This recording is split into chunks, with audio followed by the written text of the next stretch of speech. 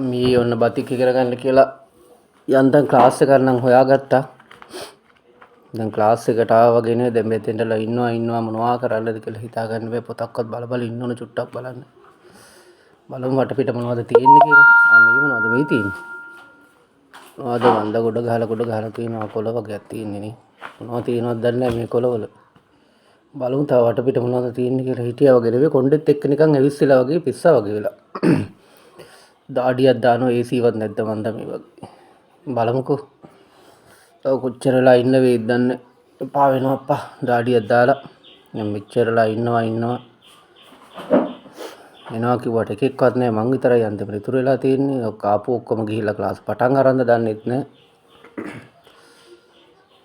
Hello තමයි. මොකද්ද වෙයි තියෙනවා පෙන්සල් කොට යන්නේ. චිත්‍රයක්වත් අදින්නද දන්නේ නැහැ. මේ මොකද්ද මේ කියත් පටිය. යකඩ කපන්නත් දන්නේ නැහැ මෙතන යන්නේ නේ. ක්ලාස් එකකට යකඩ වැඩපළක්ද මන්ද. කැස්සක් දෙනවා යක්ක මොනවද මන්ද සැරකුත් වෙනවා. මේ මොනවද මේ තියෙන්නේ? පැකට් එකක් කෑමක්ද දන්නේ නැහැ. අප්පට සිරි කෑමක් නෙවෙයි වෙන මොනවද තියෙන්නේ. අම්මේ තව කොච්චරලා ඉන්න වේද දන්නේ නැහැ. බලමුකෝ නේ. මොකද